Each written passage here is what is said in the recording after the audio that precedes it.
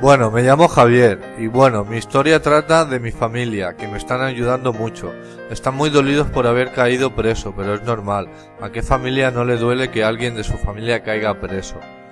Bueno, como dije antes, me están ayudando mucho, en todo lo que pueden. Ellos también tienen fuera sus propios problemas, y yo soy uno más de sus problemas. Pero entienden que no estoy aquí por gusto, y que siempre estaré en deuda con ellos. Por eso me siento mal, que con la edad que tengan que estar ayudándome.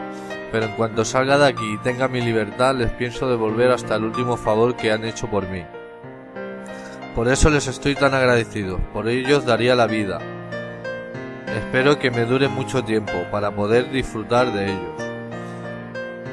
Poder demostrarles el que he cambiado, que todo este tiempo lejos de ellos he tenido mucho tiempo para poder pensar y para saber que lo que quiero hacer con mi vida es disfrutarla y disfrutarla al lado de los míos, de los que me quieren, de mi familia.